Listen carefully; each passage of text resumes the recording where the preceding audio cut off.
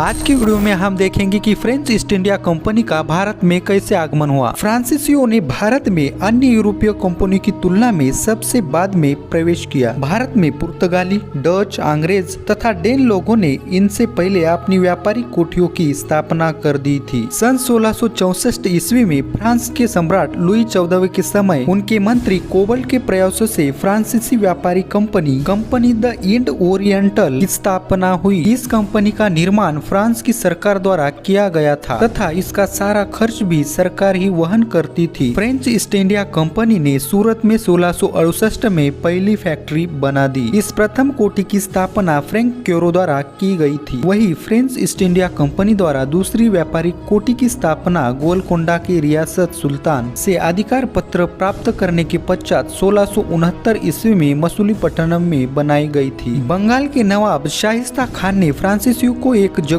किराए पर दे दी जहां चंद्रनगर की सुप्रसिद्ध कोठी की स्थापना की गई थी। डचों ने 1693 में पोंडिचेरी को फ्रांसीसियों के नियंत्रण से छीन लिया, किंतु 1697 के रिजविक समझौते के अनुसार उसे वापस कर दिया। फ्रांसीसियों द्वारा 1721 ईस्वी में मॉरिशियस, 1725 ईस्वी में माहे यानी मालाबार तट एवं 1739 ईस्वी में कराईकल पर अधिकार कर लिया। 1742 के पश्चात व्यापारिक लाभ कमाने के साथ साथ फ्रांसीसियों की राजनीतिक महत्वाकांक्षाएं भी जागृत हो गई। परिणाम स्वरूप अंग्रेजों और फ्रांसीसियों के बीच युद्ध छिड़ गया। इन युद्धों को कर्नाटक युद्धों के नाम से जाना जाता है। भारत में उस समय कर्नाटक का यह क्षेत्र कोरोमंडल तट पर अवस्थित था। लगभग 20 वर्षों तक इन दोनों कंपनियों के बीच संघर्ष चला। प्रथम कर्नाटक युद्ध का प्रारंभ एक तात्कालिक कारण एक अंग्रेज अधिकारी कैप्टन बर्नेट द्वारा कुछ फ्रांसीसी जहाजों पर कब्जा कर लेना था। डुप्ले ने मॉरिशियस के फ्रांसीसी गवर्नर ला बुर्दन की सहायता से मद्रास को घेर लिया। यद्यपि अंग्रेजी गवर्नर मोर्स ने 21 सितंबर 1746 ईस्वी को आत्मसमर्पण कर दिया, किंतु डुप्ले का रणनीतिक लक्ष्य फोर्ट सेंट डेविड को जीतना था, लेकिन वह इसमें असफल रहा। भारत में फ्रांसीसियों के समक्ष अंग्रेज इस समय बिल्कुल असहाय थे। इसी समय सेंट टोमे नामक एक और युद्ध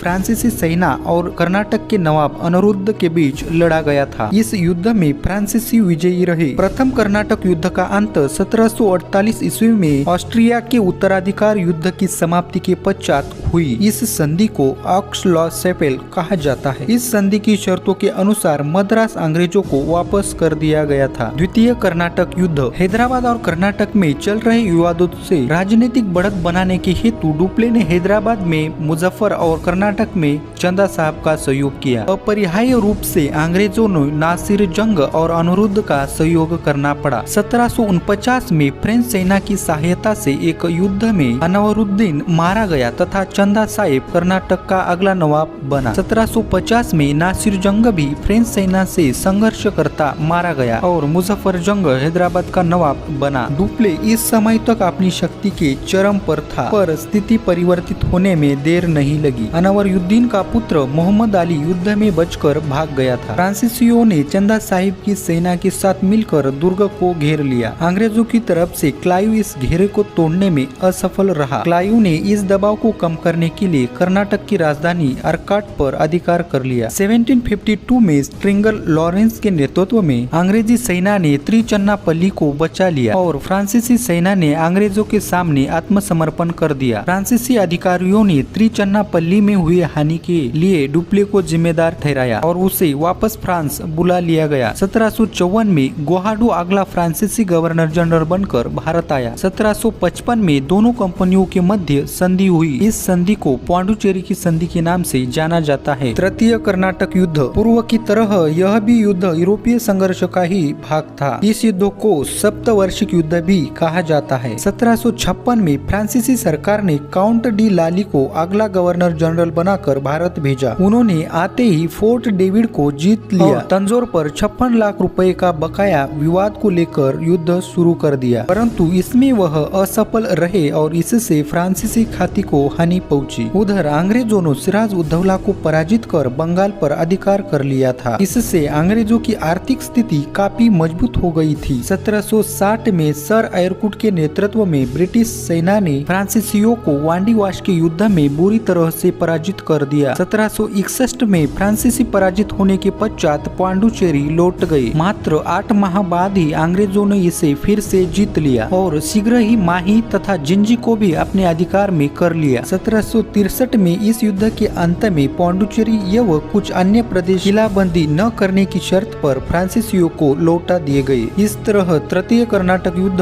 एक निर्णायक युद्ध साबित हुआ और आंग्ल फ्रांसीसी संघर्ष का समापन हो गया, जिसमें अंग्रेजों की जीत हुई। फ्रेंच और अंग्रेजों के बीच हुए आखिरी कर्नाटक युद्ध की समाप्ति किस संधि से हुई, कमेंट बॉक्स में जरूर बताना और ऐसे ही हिस्ट्री रिलेटेड वीडियो के लिए हमारे चैनल को सब्सक्राइब जरूर करना और पास वाला बेल आइकॉन बटन ऑल पे प्रेस करना।